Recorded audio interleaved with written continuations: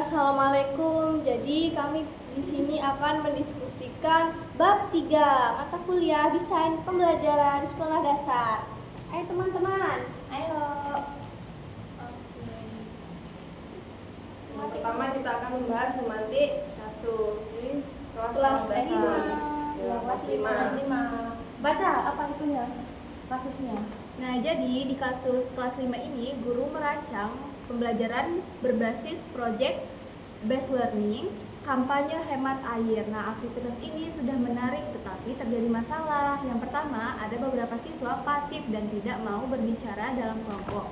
Lalu yang kedua, produk kelompok cenderung asal jadi dan meniru. Dan yang terakhir ketiga, ada konflik kecil sering muncul sehingga waktu habis untuk menertibkan bukan memperdalam ide. Nah, jadi kita tadi sudah membaca ya teman-teman. Terus soalnya yang pertama, masalah ini lebih dominan ranah kognitif, sosial, emosional, atau moral, atau kombinasi. Jadi menurut kalian gimana? Kombinasi. Kalau menurut saya sosial emosional. Kalau menurut saya moral. Alasannya apa kalau Iya, kamu alasannya milih apa? moral? Nah, jadi kalau moral itu mungkin sedikit ada karena terutama dalam meniru. Nah, tapi kan untuk anak SD ini seringkali itu bukan karena niat buruk, tetapi kan kalau dia meniru mungkin karena main-main gitu. Oh iya paham. Soalnya juga kan anak SD tuh lebih suka yang belajar kinestetik ya, bergerak gitu ya. Mungkin kalau misal gurunya kurang itu kali ya, Kurang kayak menjelaskan lagi. Moralnya harus baik. Soalnya ini kan project, mungkin gurunya kurang dalam ngasih ide, jadi Siswanya siswa masih cenderung meniru. Jadi dikiranya mungkin yang ditiru itu adalah salah, padahal itu adalah hal bercandaannya gitu. Jadi menurut yang emosional itu Kalau menurut saya tadi kan ranah emosional atau sosial itu kan. Nah, jadi itu biasanya siswanya itu ada yang pasif, tidak mau bicara, terus juga sering terjadi konflik kecil. Nah, biasanya itu berkaitan dengan rasa percaya diri mereka. Nah, dan juga kemampuan bekerja sama atau cara mengelola emosi. Biasanya kan dalam kalau mau buat proyek itu kan dibentuk kelompok toh. Nah, pasti kan ada kayak pendapat per kelompok tuh. Nah, mereka tuh kayak mau menang sendiri dalam pendapatnya.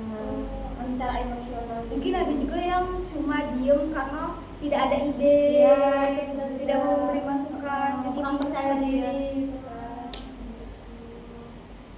Berarti dari segi emosional beberapa masih kurang. bahkan anak SD kan belum bisa berpikir secara Iya. logis gitu juga ya kan. Kalau kamu? Kalau menurut aku ranahnya bukan cuma satu tapi kombinasi.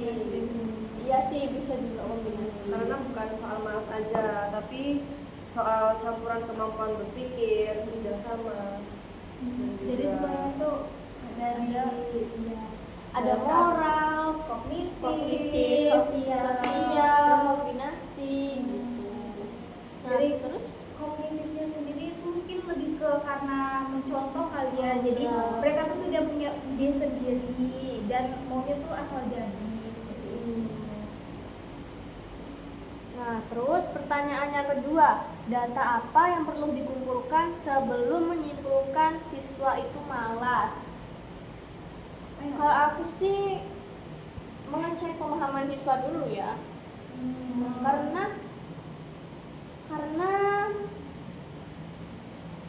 Karena kalau kita mengecek pemahaman siswa itu, kita melihat dari apakah emang benar siswa itu malas, apakah benar siswa itu paham tentang materi tadi ya, gitu kan. Kita kan tidak, kalau kita lihat sekilas terus langsung menyimpulkan anak ini berarti malas nih.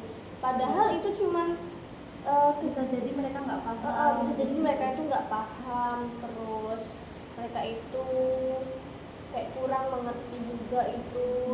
terus akhirnya guru itu menyimpulkan bahwa siswa itu malas dan nggak mau belajar. Bisa jadi karena siswa itu tidak cocok dengan cara belajarnya model itu kan PJBL. Oh, iya, iya. Oh, mentok dia cocoknya di PBL. Kalau nggak mungkin karena kelompoknya dia Ya. Kurang cocok dong sama dia. makanya dia itu kayak gitu. Jadi malas. Kalau menurut kalian gimana?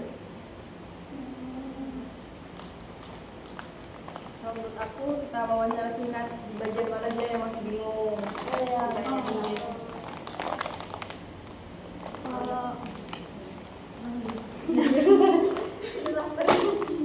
Kalau saya sih kita observasi kerja kelompok mereka. Nah, bisa kita langsung nanya ke setiap kelompok siapa yang aktif dalam kelompoknya, terus siapa aja yang diam. Nah, pasti kan di dalam kelompok tuh ada yang siswa yang aktif dalam kerja kelompoknya, ada yang diam doang, ada yang cuma ngikut gitu kan. Kan sering terjadi kan kalau dibagi kelompok pasti ada siswanya yang kayak gitu kan. Karena apa? Karena mereka tuh nggak punya prinsip, Iya. makanya dia ikut-ikut aja gitu. Makanya perlu dilakukan observasi per kelompok gitu. Pernah dengar nggak kayak dia tuh bisa ngasih ide, tetapi dia tuh tidak bisa mengerjakan. Pernah. Mana tahu yang malas itu memang karena berbasis project dia tuh malas tapi dia punya ide. Iya, Nah, benar gitu. itu bisa lihat dari kehidupan, contoh kehidupan nyata. Aku sendiri. Karena aku juga kayak gitu. Kita ada ide tapi kita malas gitu. Iya. Malas kalau misalnya yang bergerak-gerak gitu. Kita maunya jadi yang ini aja, nyuruh-nyuruh aja. Yang ngasih idenya gitu loh. Kita ngasih ide, yang ngerjain mereka gitu. Yang penting kita ada partisipasi ide. Iya. Tapi kan ide itu emang penting Iya. walaupun Kalau nggak ada ide kita sedikit. pasti nggak akan melakukan hal ini. Yang penting kita idenya ini, kamu ngambil ini ya, kamu ini. Pasti kalau kayak gitu kan kerja semua kan. Kalau nggak kayak gitu pasti ada yang cuma diem gitu, nggak mau ngelakuin apa-apa dalam kelompoknya. Berarti ini penyebabnya semua dari siswa atau gimana menurut kalian? Kalau menurutku emang dari siswanya harus sadar diri lah intinya. Kalau misalnya jadi guru harus memahami dia, walaupun kita udah memahami dia, tapi tuh dia masih tetap kayak gitu kan sama aja Sama enggak aja. gitu. Cuma jadi harus berubah jadi dari dirinya dia sendiri. Kita cuma mengingatkan, ngasih tahu kayak gitu. Ya juga kita bisa kayak cek gimana sih dalam kelompok mereka tuh cara bagi tugas-tugasnya itu juga kan. Supaya adil, nggak ada yang diem aja lah, terima asal jadi kan tadi ada awalnya itu. Mungkin bisa jadi gurunya memang belum memberikan tugas yang kan kalau project harus dikasih langsung lah, namanya anak SD belum bisa membagi secara adil. Jadi kayak ini kelompoknya ini, kamu gini, kamu gini, kamu gini. Jadi misalnya kalau di kelompok itu ada anak yang paling pinter, ya udah dia aja yang ngasih idenya, yang lain yang males nggak punya ide dia bekerja gitu aja. Biar adil gitu kan. Nggak cuma satu orang yang punya ide itu yang harus kerja juga, enggak lah nanti kuat sendiri. Tidak adil. Nah, lanjut nggak sih ini? Ayo. Lanjut ya, pertanyaan ketiga. Dukungan apa yang seharusnya dirancang sejak awal agar PJBL menghasilkan pembelajaran mendalam atau deep learning, bukan hanya produknya saja? Apa nih, guys? Ya itu tadi, kalau dalam kelompok tuh kan kalau ngerjain tugas kelompok tuh harus kayak pembagian perannya, kamu ngerjain ini ya, aku ngerjain ini gitu ya. Oh, berarti harus dibagi-bagi nih. Perannya. Kamu apa? Tugasnya Kamu apa? Tapi kita tanyain dulu gak sih satu-satu ya? Iya. Kan? Kita harus melakukan tes awal dulu Biar kemampuan nggak mereka. salah akhir Kalau bisa hasilnya. kita, kamu buat ini ya. Sebenarnya dia nggak bisa, tapi kita nyuruh. Nanti kan sama aja Maksa. Membebankan maksa. dia Terus nanti sendiri. nilainya jadi jelek, nilai kita sendiri dulu. Jadi kita sebagai guru harus tahu dulu kemampuan siswa tersebut. Tapi kan ada tuh guru yang nggak mau melihat kemampuan siswanya itu gimana, malah dia bodo amat. Terus kan Nah, itu guru-guru yang tidak pantas untuk diloloskan sebagai Nggak guru. bertanggung jawab. Iya, nggak bertanggung jawab. seharusnya tuh dia nggak usah lolos jadi guru, yang nggak niat jadi guru itu. Karena dia nggak mau. Dia ngejar gajinya aja ya. Aduh. Tapi emang gaji guru kan mungil ya. Jadi gimana lah. Seenaknya dia lah ngajarnya. Kita tidak boleh ya teman-teman. Terus Ada lagi nggak dukungannya?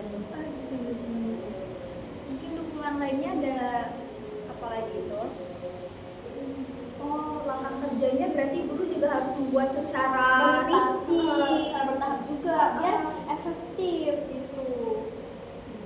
kalau misalnya tiba-tiba stepnya ini langsung ke sini kan tidak Akan menyulitkan konsisten. siswanya. Sesuai juga pasti kalau kita membuatnya tidak sesuai menggunakan bahasa yang tepat dan jelas, Bingung pasti dia. bakal bingung gitu. Iya, Kayak sama. misalnya kita sama dosen gitu kan. Nah, kalau apalagi kalau dosennya itu dalam satu MK 2 atau 3. Terus mereka mengasih penjelasan yang Berbeda-beda. rumit. Nah, itu sama halnya dengan Masih kayak membingungkan mahasiswa. sama halnya dengan dia misalnya dosen menjadi guru SD, kita menjadi siswa SD. Iya. Sama seperti halnya itu. Iya. Bakal tidak paham gitu kan. Kalau tidak menjelaskan secara runtut, walaupun udah dijelaskan secara runtut, tapi kalau masih membingungkan kan sama aja tidak gitu Iya. kan. Jadi sebaiknya adalah kesepakatan dulu Iya, antara kesepakatan bersama antara beberapa guru atau dosen. Iya benar, sepertinya juga di SD itu supaya mereka tidak malas harus menyepakati juga satu kelas kayak oh kita sepakatnya kayak gini. Iya. Jadi kita tidak bisa semena-mena menyalahkan siswa SD-nya kalau Gurunya siswa masih SD kayak gitu, masih kan? gitu, menjelaskan pemahamannya menggunakan bahasa yang tidak tepat, tidak jelas gitu. Jadi kayak kata bapak siapa kemarin itu bahwa orang yang Orang cerdas cerdas itu itu adalah orang yang ucapannya gampang dipahami dan bisa berbicara dengan cepat tepat. Tidak membingungkan. Tidak bertele gitu intinya. Tapi kadang juga gitu sih. Namanya manusia. Namanya manusia bukan nabi boy. Nah, lanjut. Apa lagi nih? Nah, juga harus ada Kerjasama. kerjasama dan refleksinya Refleksi. dulu gitu.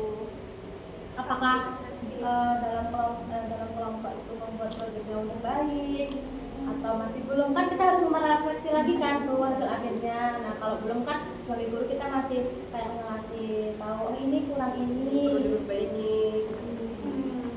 Itulah tugas guru membimbing,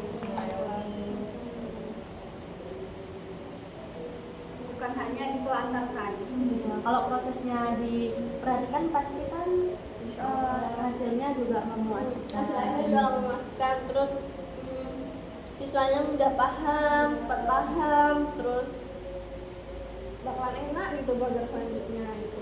Terus kita juga kan kalau kita menjadi guru yang bahasa yang dipahami, Terus siswanya enak kan? siswanya mau sama kita. Wah, ibu ini nih enak banget loh. Aku mau lagi lah besok kalau naik kelas sama ibu itu lagi. Bisa kan gitu kan anak-anak. Nama kita nggak akan dilupakan gitu ya kan. Karena kan jelasinnya enak, mudah dipahami. Nah, jadi menurut kalian apa sih kesimpulan dari yang kelas yang udah kita bahas tadi? Jadi sebenarnya dari yang pernah saya tonton ya bahwa tidak ada siswa yang malas, tidak ada siswa yang bodoh, tetapi yang ada siswa yang malas. Seperti itu. Karena apa? Karena dari gurunya tadi yang memberikan tugas dengan penjelasan yang tidak sesuai Yang dengan kurang siswanya rinci. dulu. Berarti intinya adalah guru ya. Kalau guru itu menyiapkan strukturnya dengan lengkap, rinci, secara bertahap tuh dari awal sampai akhir, pasti siswanya juga lebih paham kan. Jadi guru itu sebagai Kepala kepala siswa dan siswa itu sebagai anggota tubuh lainnya. Jadi guru itu harus emang kita sebagai guru itu emang harus benar-benar memiliki tenaga yang banyak untuk mengajari siswa agar siswanya ini paham gitu. Walaupun ada satu siswa yang nggak paham, tapi kita harus benar-benar mengecek semua siswa itu harus paham gitu. gimana caranya paham semua gitu. Terus juga kayak kalau misalnya siswanya cuma asal jadi selesai, berarti kan tidak ada gunanya ya. Mereka tidak tahu.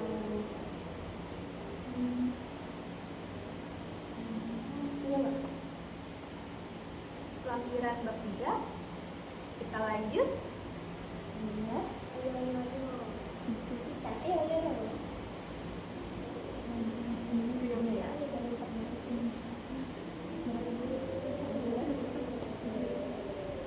Tadi kan udah pematik kasus Dan dan kemarin di kasus itu kita mengerjakan lampiran bab 3.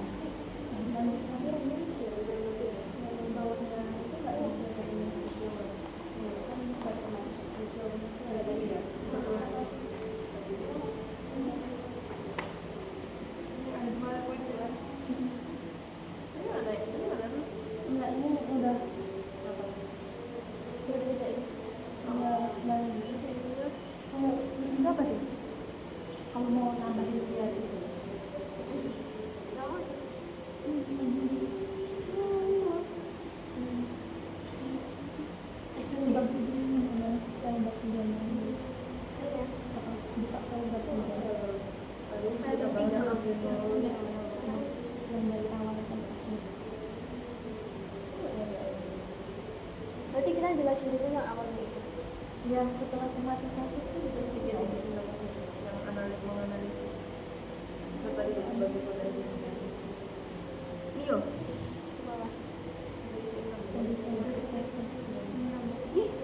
Kenapa ini? Fondasi desain.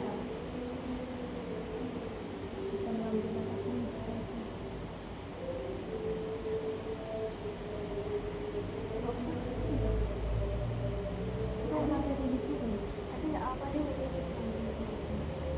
Udah ya baca.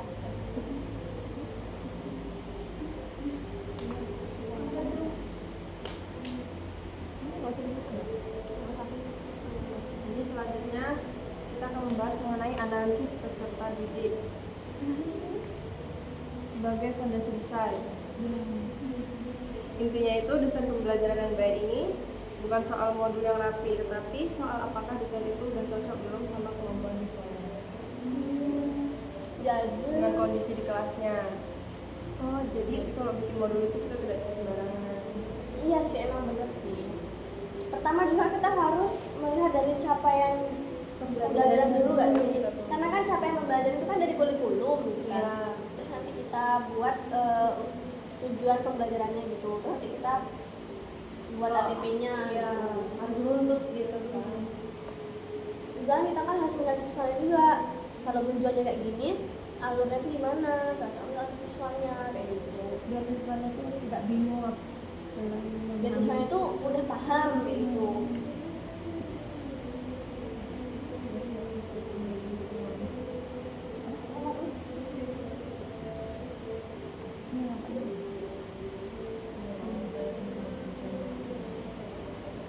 bisa investasi.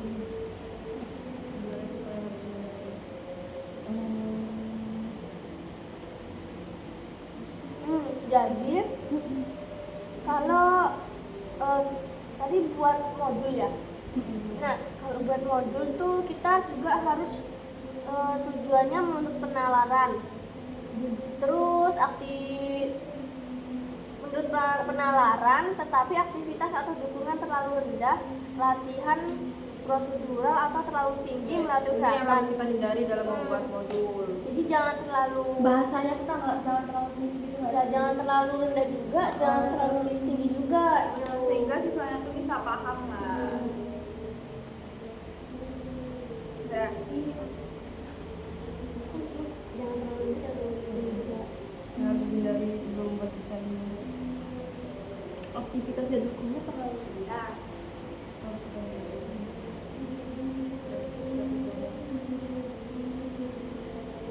Terus guru ini menafsir masalah sebagai kekurangan siswa atau keluarga. Nah, padahal tuh ada faktor konteks yang dapat ditangani melalui desain dan manajemen pembelajarannya. Kan kadang banyak tuh masih guru yang bilang anaknya ini kurang disiplin, padahal kan ya itunya instruksi yang dibuat gurunya ini kurang jelas. Iya, kadang juga kurang jelas. Kemudian kita juga jangan selalu menyalahkan keluarga. Pak, anaknya kurang disiplin nih. Masa kita mau menyalahkan keluarganya? Padahal kan kita emang salah dari anaknya sendiri juga kan. Walaupun karena dia tuh kurang disiplin gitu. Kesadarannya tuh kurang. sebenarnya mungkin emang sistem di Indonesia ini ya yang kurang memadai. Juga mungkin karena faktor pengaruh teman gitu kan. Kayak Bisa juga SDM.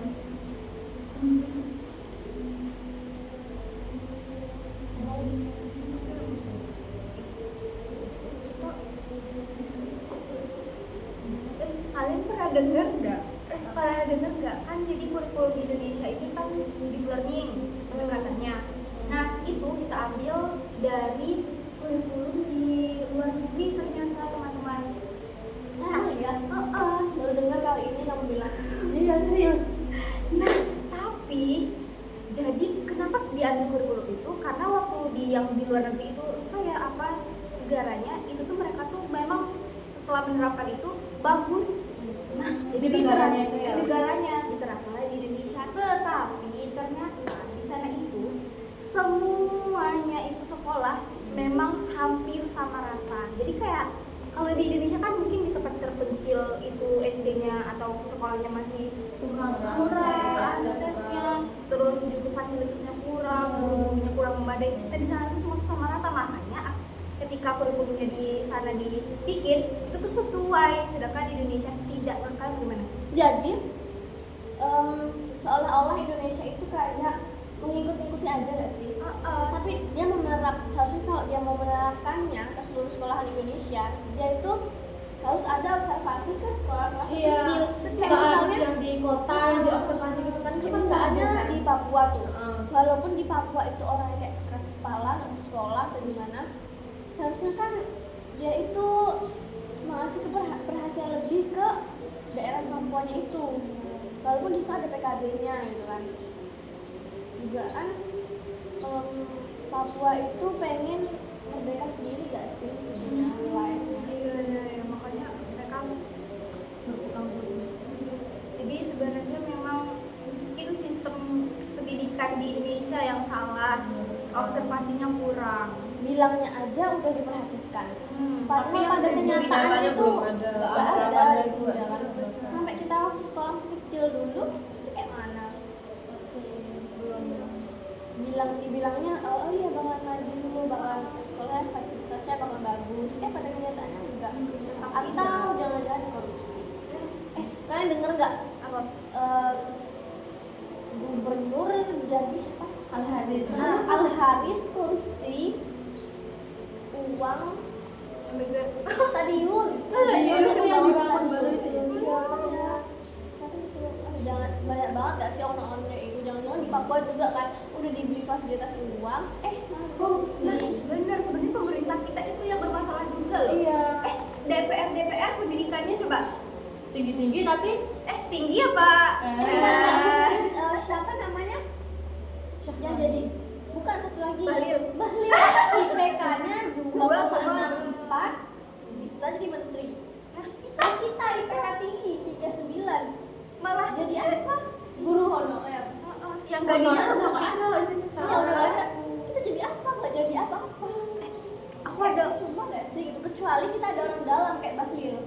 Oh my god, berarti harus Semuanya orang tergantung orang dalam. Karena apa? Di Indonesia itu udah tertanam, wah ada orang dalam nih. Ada uang, ada kerjaan. Mereka nggak maju-maju. Udah tertanam pikiran kayak gitu orang dalam. Jadi ya mereka yang punya orang dalam lolos. Enak. Gitu. Nggak mikirin kayak kita susah payah belajar, ilmu gitu. Kita Mereka juga tinggal enak. sebagai guru kita juga tidak boleh membedakan siswa ya, kayak misalnya ini anak temanku nih harus ditinggiin, tidak boleh. Nggak boleh Meratakan. Ah, Walaupun kita tahu itu anak teman kita Nggak gitu boleh. kan. kalau anak mantan boleh lah ya. Nggak usah dibelain. Jangan gitu. Jadi teman-teman aku mau nanya. Menurut kalian tuh gimana sih cara membuat tujuan pembelajaran yang baik melihat dari CP-nya? Kita harus adu prosedur yang kemarin ibu jelaskan. Kalau tidak tahu prosedurnya kita juga bakalan Ya, kan ada yang dijelasin sama ibu kemarin kan. iya, betul. Lalu menurut kalian CP-nya kurang tepat? Kan pembelajaran bakal tidak Berjalan dengan berjalan dengan baik. Itu salahnya siapa? dari Pemerintah kan CP. Tapi kemarin pada kita diskusi, jangan semena-mena menyalahkan pemerintah. Astagfirullahaladzim, Nurul. ya Allah. Istighfar. Mohon ampun. Sebenarnya tidak menyalahkan ya, tetapi karena memang gaji kita kecil ntar, jadi kayak aduh mau gimana gitu. Gaji kecil tuntutan besar, itu gaji besar tuntutan kecil. Ini memang benar kata pepatah. Jangan mengejar dunia terlalu jauh, kejarlah akhiratmu. Masya Allah. Kata-kata hari ini. Jadi ini apa lagi nih teman-teman yang mau kita diskusikan? Tentang refleksi diri. Mana ya? Refleksi konteks. Ini aja loh. Itu udah kemana-mana. Nah, konteks kelasnya itu gimana? Dengan Apa yang harus kita periksa dari moral sosial? kelasnya aman, sarannya itu gimana? Nah, jadi teman-teman, menurut kalian konteks kelas dan ekologis belajar yang baik itu tuh seperti apa? Yang pertama itu kita harus memeriksa komposisi kelasnya. Ya, kayak kemampuan siswanya tuh udah paham belum, Bahasa siswanya itu gimana, latar sosialnya. Emosional. Terus juga Sarananya. sarana udah memadai belum itu dalam kelasnya kan. Betul. Terus juga Waktunya efektif. Jadi kalau menurut kalian nih, kita ada praktek yang kayak IPA tadi, ya ya kan? Waktunya terus nggak efektif. Nah, menurut kalian itu apakah kita prakteknya itu cuma gurunya ada yang praktekkan, siswanya maju satu-satu, atau prakteknya berkelompok agar efektif? berkelompok sih. Tapi Karena kita bisa mengingat mengorganisasi. waktunya, pertimbangan dengan waktunya. praktek apa dulu nih? Misalnya kayak praktek IPA kan SD apa ya? Gaya, Oh, itu iya, pakai itu magnet nanti itu loh, tuh. kayak magnet Bisa. itu. Gaya tarik lah. Hmm. Bisa sih. Mungkin kalau memang waktunya tidak cukup, kan biasanya itu kenapa tidak cukup karena diselingi oleh materi. Nah, bisa kita sebagai guru kayak hari ini materi, mungkin Besoknya besoknya baru praktek. praktek saja gitu. Langsung masuk kelas tuh kita langsung ayo Ayo teman-teman kita praktek. Bahan-bahannya harus disiapkan terlebih dahulu, dibilangin. sehingga waktu masuk minggu ke depannya itu siswanya udah tinggal duduk berkelompok langsung praktek gitu, waktunya biar efisien. Tapi itu tuh efektif enggak kalau karena kan kita kan terjadwal tuh jadwalnya pertemuan 1, pertemuan 2 tuh misalnya pertemuan 3-nya untuk praktek padahal untuk materi itu akan efektif tidak? Kayak misalnya kita kuliah gitu. Banyakin materi yang Kan kemarin. kan kita memang sebelum kita mengajar harus ada modul tuh. Jadi modul ini kan memang sudah dipersiapkan. Jadi kita harus pikir dulu matang-matang, wah ini ternyata penting, kita harus masukkan karena kalau tidak ada praktek maka siswa mungkin tidak akan paham. Jadi, Kalau cuma materi doang kan pasti mereka kayak ini gimana ya gitu, kurang paham gitu. jadi harus disesuaikan juga lah. Jadi sebelum pelajaran dimulai semuanya sebelum kita masuk kita mempersiapkan modul itu dari minggu pertama sampai minggu terakhir itu gimana menjadwalkannya biar waktunya itu pas efektif beriringan gitu maksudnya. Oh iya. Terus ada enggak? Mau nanya dong, kalau misalnya kalian dapat nih di sekolah terpencil, fasilitasnya enggak, soalnya ibuku loh di sekolah terpencil, misalnya belum ada internet, terus juga fasilitas kan masih kurang pasti, mau praktek susah. Nah itu misalnya ada pembelajaran IPA harus praktek, itu harus gimana sebagai guru? Kita harus menyesuaikan keadaan di sekolah itu kan, kalau nggak ada sinyal atau apa itu kita harus praktek dengan yang Lingkungan sekitar saja. ya cari bahannya tuh yang Yang ada di sana, yang tersedia di sana.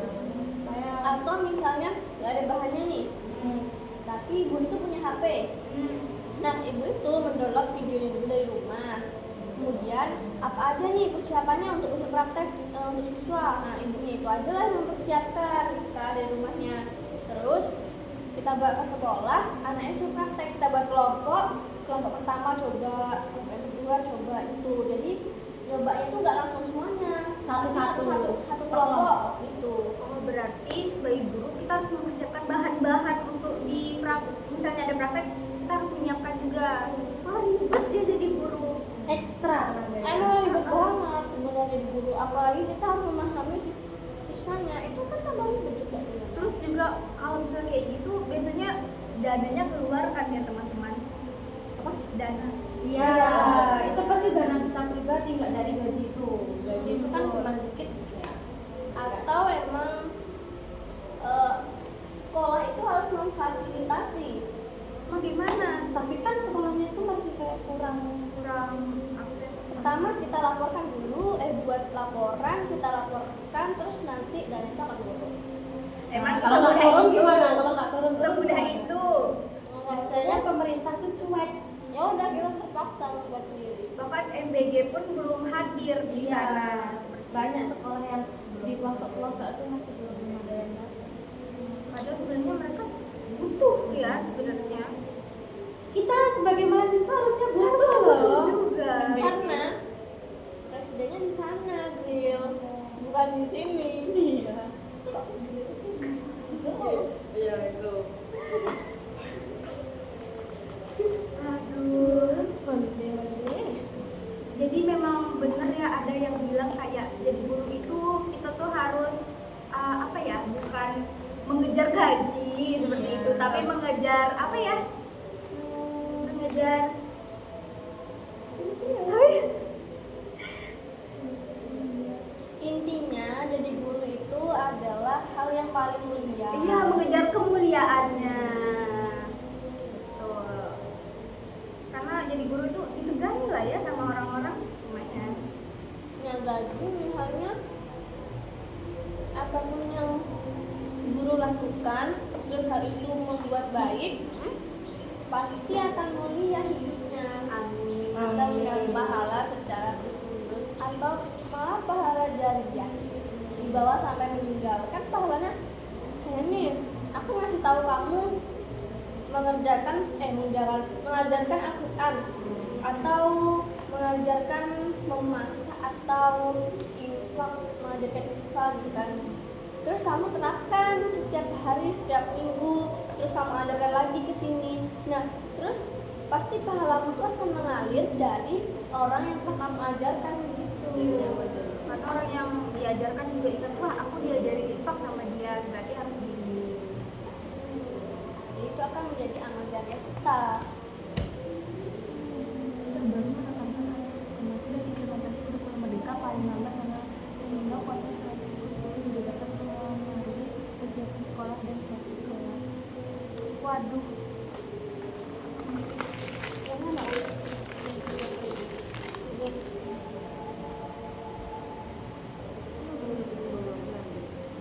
Katanya kalau ganti menteri kurikulum Ganti juga. Nah Apa itu nggak yang tambahin bermasalah sih? itu loh. Mau diganti atau kayak cuman menambah? Butuh direvisi apa bener-bener diganti? Nah, jadi maksudnya ini adalah misalnya kalau kayak tadi yang kamu bilang, jika ganti menteri apakah akan ganti kurikulum?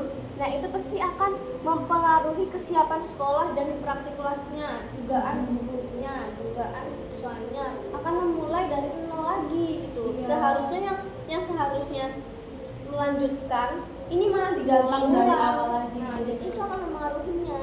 Iya, karena kan juga kurikulum itu katanya bakalan di share-share juga ke guru-gurunya, dikasih apa sih, pelatihan. Tapi kan itu dari nasional, terus baru turun ke provinsi, baru turun. Makanya yang dari desa ini baru dapat secuil 10%, tiba-tiba diganti. Itu bagaimana? Susah sih memang. Ya, karena kayak Gonta-ganti kurikulum. kan baru ganti itu ya waktu itu kurikulum, lebih banyak menekankan kayak belajar di luar apa P3K.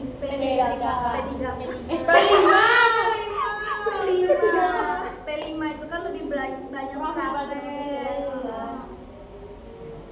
Kalau zaman kalian udah pakai itu apa masih kayak Pakai K13 Masih materi terus belum tapi banyak. itu enak loh.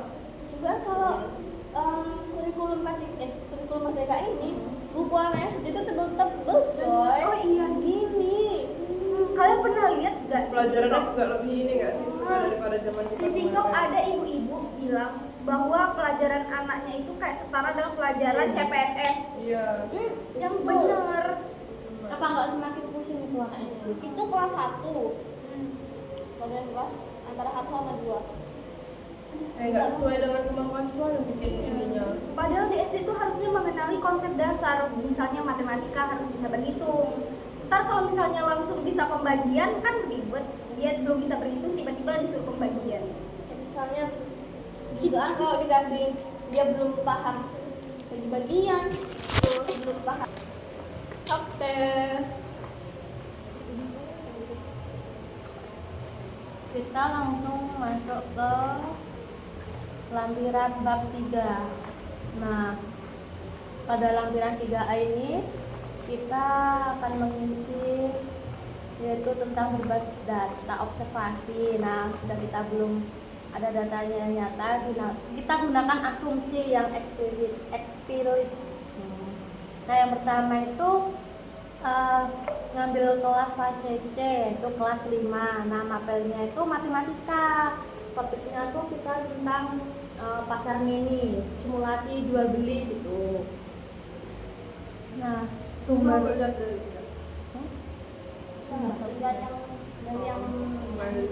kemarin gitu. Oh, itu kan tugas 2 deh ya, lupa. Tugas dua. Lupa, bukan yang ditulis di situ tugas yang ini. Nah, sumber datanya itu observasi diskusi, terus diagnostik komersi, terus artefak latihan awal, dan juga wawancara mini. Nah, baca yang ringkasan konteks kelas ini. Jadi kelas 5 ini terdiri dari 30 siswa dengan kemampuan numerasi yang heterogen.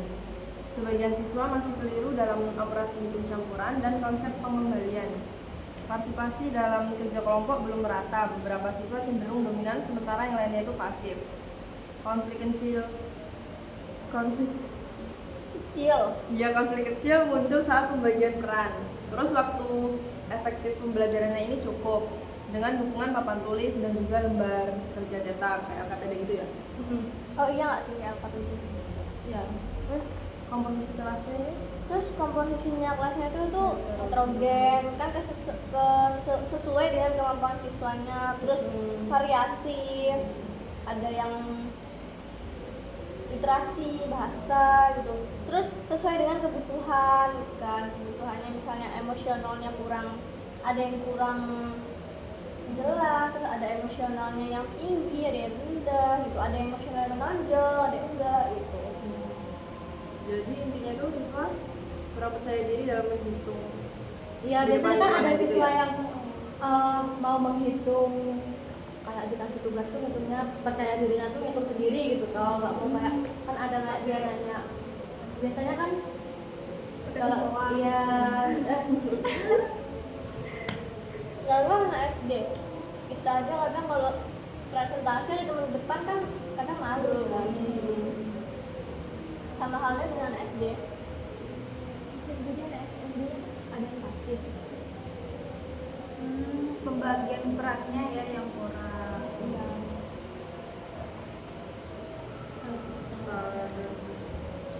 Nah, kita langsung ke peta readiness atau kesiapan prasyarat. Nah, kelompoknya itu kita perlu dukungan yang intensif.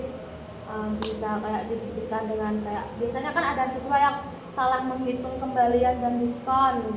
Nah, mungkin mereka karena belum tahu tentang pengurangan, itu kan kadang siswa itu kan masih kayak kurang paham kan. Mungkin persen-persenan juga nggak tahu. Berarti konsep dasarnya itu mereka belum paham. Jadi intinya tuh di SD kita harus memahami dulu konsep dasarnya, jangan langsung diajak untuk menghitung yang susah gitu kan. Hitungnya harus yang dasar aja deh Dari gitu. dasarnya Biar baru ke siswanya hal yang itu lebih luas lagi. Kalau misalnya dari SD nggak ada dasar, SMP, SMA kan pasti kita udah bakal lancar tuh ya kan. Ada anak yang udah SMA dia nggak bisa ngitung diskon tuh gimana gitu. Iya, kebanyakan kayak gitu.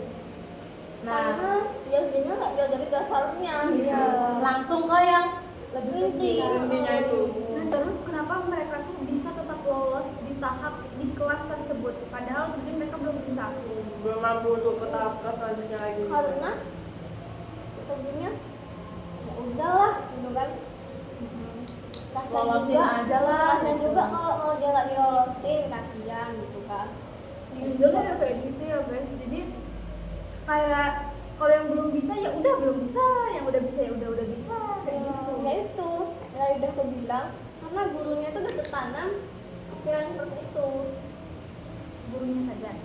Iya, iya. Anaknya juga harus berusaha. Kalau karena anaknya itu ya udah dilolosin aja, jadi ya mungkin dia pikirnya dia berarti aku udah pinter nih, udah lolos kelas 6 atau udah lolos gimana gitu kan, kelas apa itu. Nah itu fungsinya refleksi untuk anak itu sendiri. Lapor itu kan masuk ya. Iya, betul banget. Itu kebutuhan pengawalnya gimana? Kayak kita Dengan cara lebih- memberikan latihan bertahap. kayak biar Kalau ngasih soal tuh misalnya yang dari rumus itu jangan kayak apa, biar biasain ngasih soal yang berbeda itu anaknya paham kan, Iya. kan nggak paham konsepnya toh. Kalau konsepnya beda tuh betul. Matematika tuh yang penting tuh harus tahu konsepnya dulu. rumusnya.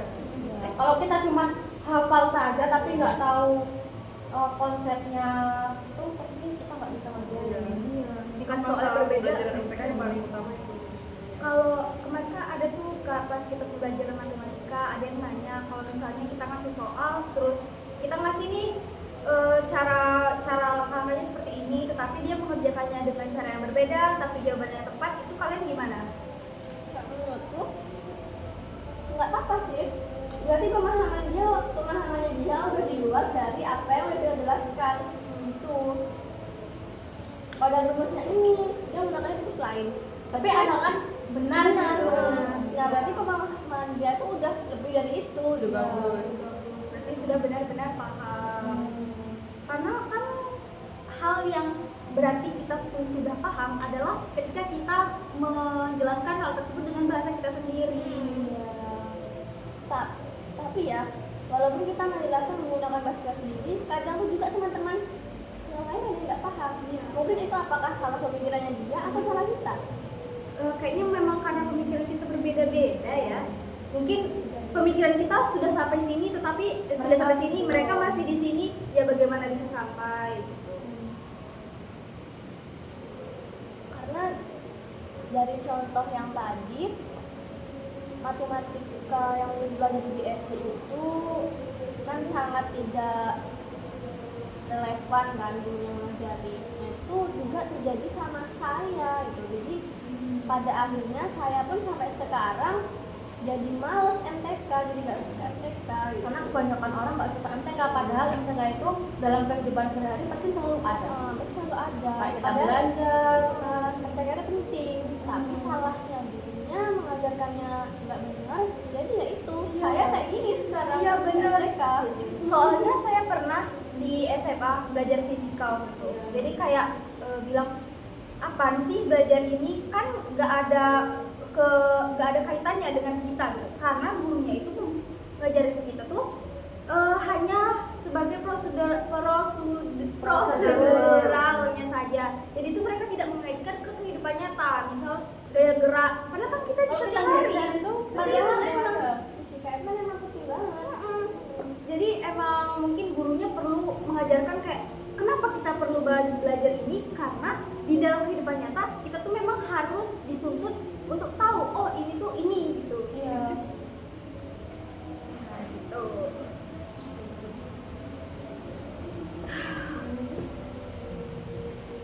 Nah, ya selanjutnya tuh kan tadi juga pada bab pertama itu kan kita udah pernah baca sih tentang gurunya mengasih soalnya gini, terus soal cerita, nanti dikasih latihan ternyata beda lagi. Soal ceritanya. Itu kan pasti kan membuat siswanya bingung gitu kan. Kalau siswanya udah paham konsepnya pasti bisa ngerjain, kalau nggak paham kan nggak bisa ngerjain. Pasti dia bilang, oh ibu kok soalnya beda sama soal kemarin, padahal isinya tuh sama. Ada kan kayak gitu, kayak MTK yang kemarin, MTK semester kemarin. Iya yang Pak Pak itu pokoknya Pak itu. Iya Pak itu pokoknya kan. Nah ngasih contoh soalnya gini, tapi soal yang dikasih kita kerjakan lagi itu berbeda, rumusnya juga sedikit berbeda ya kan. Jadi buat kita pusing. Ya itu yang bikin gimana ya. Jadi pemahaman kita itu belum lebih daripada itu. Kayak yang tadi yang kamu Nurul bilang, anak SD dikasih tahu caranya ini, tapi dia menggunakan cara ini, tapi hasilnya sama. Itu kan udah lebih dari pemahaman dia. Nah kalau kita kan belum gitu, kayak gitu. Kayak yang anak, tau nggak anak kecil yang lagi di TikTok, dia tuh pinter matematika, pinter fisika, Iya, kayak iya. itu. Ya kok bisa ya, masih kecil tapi kemampuan berpikirnya udah sejauh itu. Belum TK nggak sih itu? Yang siapa Belum. namanya? Pas Kalkulus itu. Itu kan itu mungkin pertama dari gen.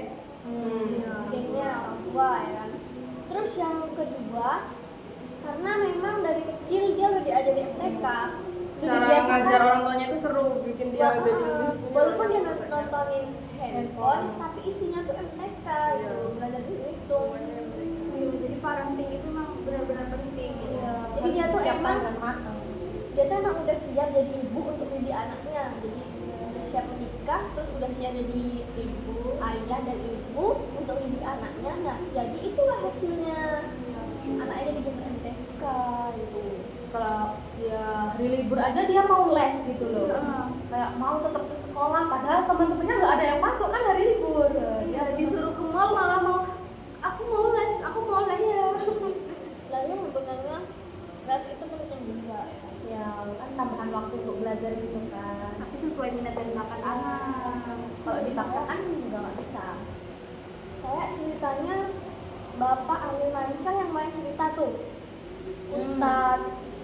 Ustadz Felix. Kok bukan? Itu Habib Habib Ja'far. Iya. Habib Ja'far disuruh temannya mengajari membaca Al-Quran dengan upah 3 juta. Kemudian Habib Ja'far ke rumahnya melihat anjing menggonggong, temannya keluar. Kemudian temannya bicara sama anjing, terus betul anjing. Nah anjingnya duduk, dia mau. Anjingnya pergi, dia mau. Terus Habib Ja'farnya bilang, kok anjingmu mau kayak gitu, kok paham? Apa yang diperintahkan? Iya, karena anjingnya saya leskan.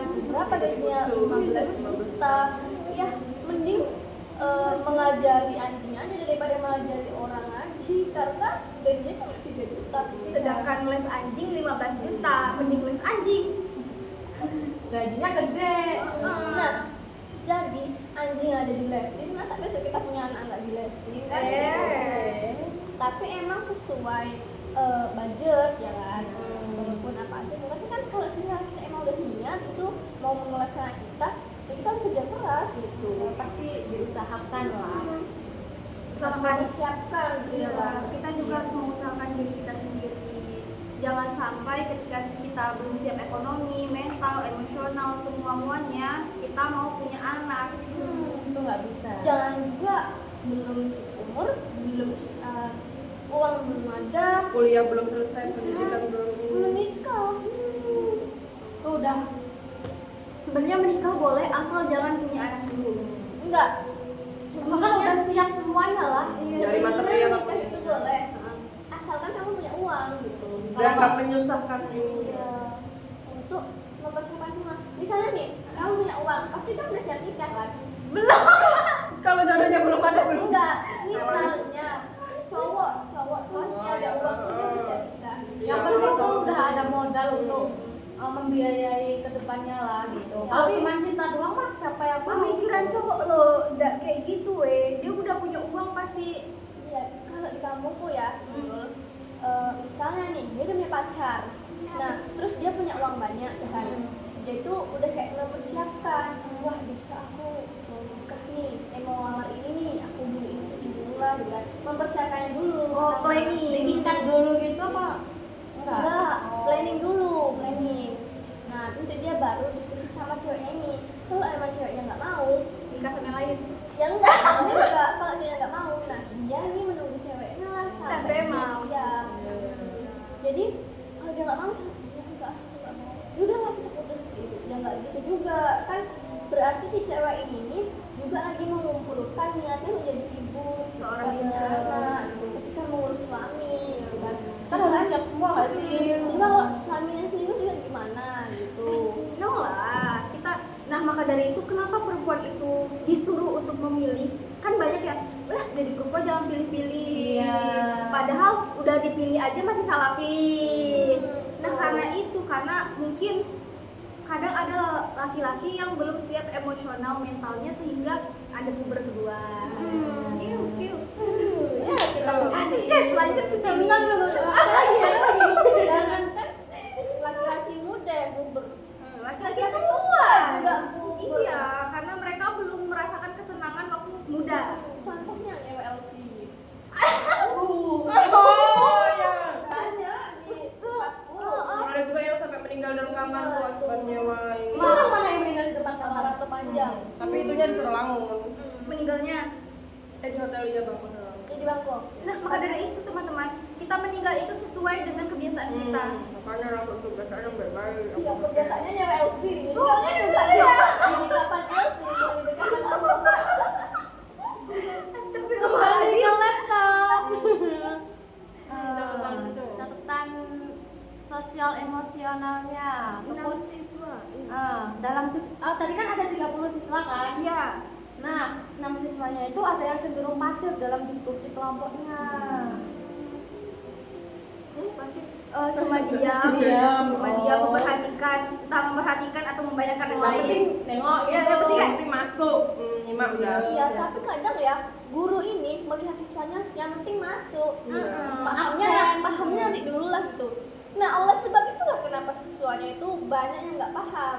Karena gurunya sudah menanamkan pikiran seperti itu. Kurang perhatian lah itu siswanya. Ya karena memang balik lagi. Iya, tapi kadang udah diberhentikan, tapi siswanya tetap sama gitu. Iya, karena memang mungkin ini turun temurun dari nenek moyang kita, teman-teman. Betul banget. Mau diubah kita sendiri mengubah tidak bisa. Iya, karena sudah turun temurun, sudah tertanam. Karena kayak ya udahlah, yang penting kan masuk. Ntar juga Urusan paham belakangan gitu pasti. jadi sebenarnya masyarakat Indonesia ini masih belum gimana ya, belum sadar terhadap kayak kita tuh penting loh belajar gitu. Belum maju juga pikirannya. Ya, Karena sekarang keseringan anak SD zaman sekarang tuh banyak main gadget kan. iya, apalagi banyak main gadget Game kita yang online tuh Roblox. kita Itu yang membuat pikiran mereka tuh susah untuk mencerna materi pembelajaran itu kan. otak Karena mereka bagi tuh waktu tidak belajar sama fokus. main game juga nggak bisa mereka. Dan ini entah salah gurunya yang mengasih metode pembelajarannya, entah salah siswanya yang malas atau gimana. Tapi mungkin kebanyakan siswa seperti itu, tetapi balik lagi masih banyak juga siswa yang berprestasi gitu. Jadi sebenarnya tergantung oleh parenting, kemudian juga tergantung oleh siswanya sendiri, lalu oleh gurunya, kayak kesiapan gurunya itu seperti apa dalam membina gitu. Kayak di sekolah-sekolah di Jakarta kan mungkin banyak tuh yang bagus-bagus berprestasi. Iya, karena di Jakarta kan kota tuh dekat sama tempat les. Banyak lah di sana kan yang buka Terus lapangan. gajinya kalau orang tua yang kerja gajinya juga lumayan tinggi gitu. Jadi kalau kita di sini S1 nggak berguna, kita ke sana bakalan berguna gitu. Tapi kebanyakan kalau yang Maksudnya di- untuk mencari pekerjaan. uang untuk mengajarkan anak les kita. Les anak kita. anak-anak gitu. Tapi kebanyakan ada yang bilang kalau kita kuliah di luar daerah kita, kalau kita mau kerja di sini susah. Iya. Iya, ada yang bilang ada yang cuma diterima tuh yang lingkungan kuliahnya tuh yang di daerah sini gitu. Nah, misal kita kuliah di Jawa, nah kita mau cari kerja di sini karena kita nggak mau lanjutin kerja di sana gitu. Nah pasti yang dilihat tuh dari yang lulusan dari sini dulu gitu. Ada yang bilang gitu. Izin. Sepertinya itu kenapa? Karena kalau misalnya kita lulusan di sekitar sini, pasti kita punya koneksi ke orang-orang terdekat di sekitar sini. Iya, orang dalam gitu orang nggak dalam sih? tadi. Iya, karena kita keluar di luar, ya koneksi kita di luar. Wah, tapi kalau di tempatku ya kebanyakan malah yang kuliah di luar Sumatera loh, yang itu yang dapat kerja di situ gitu. Tergantung orangnya juga lah. Mungkin karena mereka melihat dari sisi kuliahannya, wah ini kerjanya Universitasnya bagus. tapi belum tentu pemikirannya itu bagus ya kan. Tapi anaknya lagi sekarang ada tuh yang baru lulus SMA.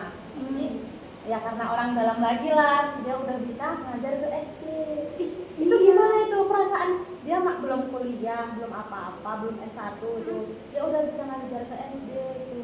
Terus dia tuh karena orang dalam nggak sih kalau kayak gitu? Nah, tapi kalau kayak gitu dapodiknya gimana, Nah, itu cara menggajinya gimana gitu kan. Jujur janggal, karena kayak kita yang sebagai orang kuliah, maksudnya mau jadi guru, masa disaingi sama orang yang lulus Kalau SMA. udah masuk bisa ngajar Iya, gitu kan. tanpa mereka punya Wawasan, dasar-dasar ya. wawasan tentang keguruan. Nggak Betul adil. banget kayak gitu. Sedangkan kita susah payah kuliah ini supaya dia bisa dapat kerja itulah insya Allah gitu kan. Nah, Biar wawasannya tuh lebih luas gitu, bisa memahami anak SD-nya gitu.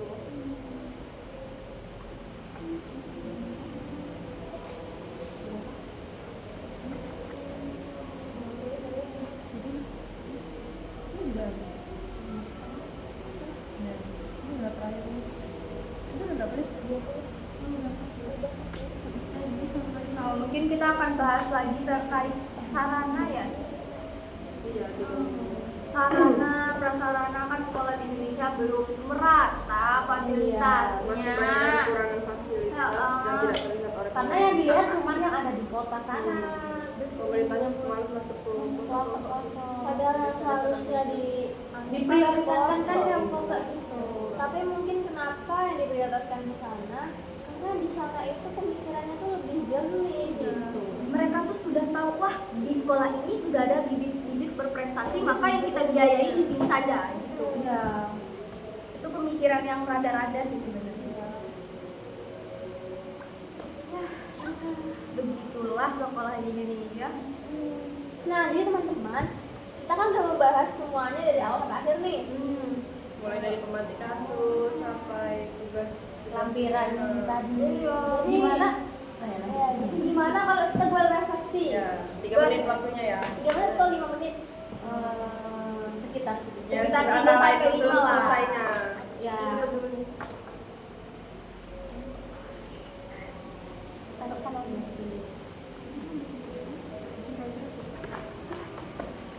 Refleksi. apa tadi judulnya Apa ya tentang tiga tuh apa ya? Misalnya memang dasar.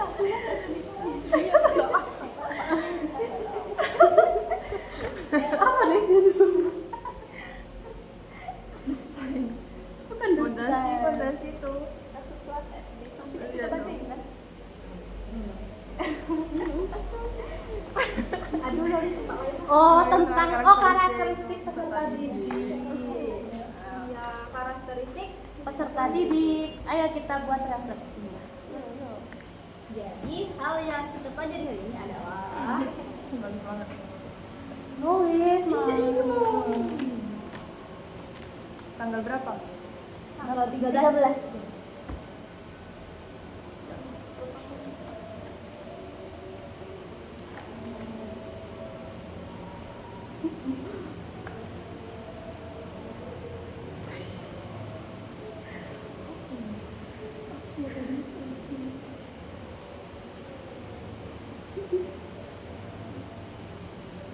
Satu halaman kan? satu halaman aja Jangan lebih kan? Jangan lebih. boleh Nggak kurang boleh. nggak boleh lebih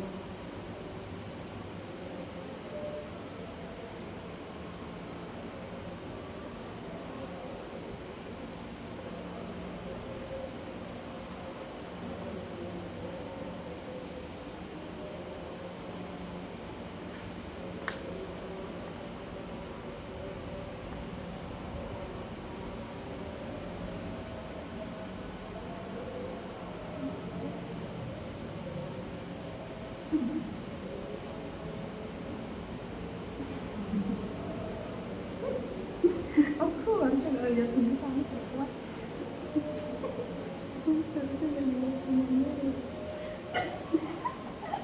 udah banyak itu Iya, dikasih contohnya nggak ada Ya iya kan yang kita bicarakan tadi kan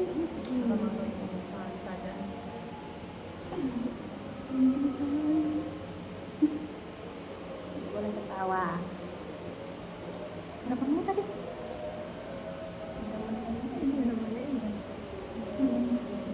beneran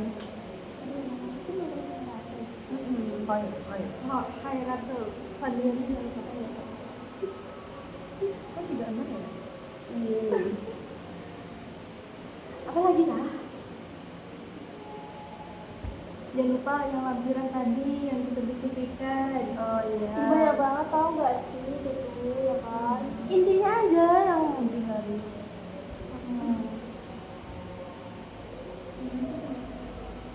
Jadi sarana prasarana itu penting tidak? Penting banget. Apalagi kan sekarang udah ada sarana smart di situ. Nah, tambah penting tuh Tapi kasihan yang di pelosok tuh, karena nggak ada sinyal. Di daerah mana yang pengen kita observasi? Di daerah Ladang Peris, Batu Ladang Peris satu Sakap tuh. Kurang banget fasilitasnya. Terus apalagi juga kita Suryanya. Smart TV-nya tapi lu cuma satu. Masa ganti-gantian? Harusnya semua nggak sih? Yang kemarin aku itu juga cuma satu. Ya setiap Sekolah sekolah cuma cuma satu. Proyektor satu, Smart TV satu. Zaman dulu kita nggak ada nggak sih? Iya. Kasihan banget kita. Malah kasihan kita nggak sih zaman dulu. Iya. Kasian zaman dulu lagi sih. Ya, zaman dulu tapi kan nggak sekolah. Sekolah. Tapi sulit. Oh, kirain zaman ibuku. Pakai tas aja cuman pakai Kresek katanya. Iya. Katanya. Melewati samudra, Iya, lautan, danau, Dulu kalau rawa-rawa. mau kemana-mana tuh jalan kaki serasa tuh tapi deket gitu kan. Katanya Sekarang loh jauh. karena ya kita berevolusi.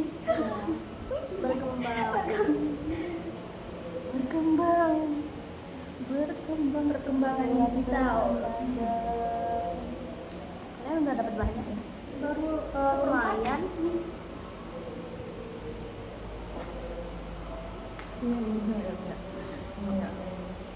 Jangan belum. udah berapa menit ini? Udah lah ada sih. 1 menit lagi lah. Udah ini. Udah lah, aku mungkin nggak 1 halaman deh. Kayaknya aku juga nggak full deh. Rara, Ya Allah, kalau aku gambar ini. apanya ini belum? Ya makanya itu kan aku baru nggak boleh loh.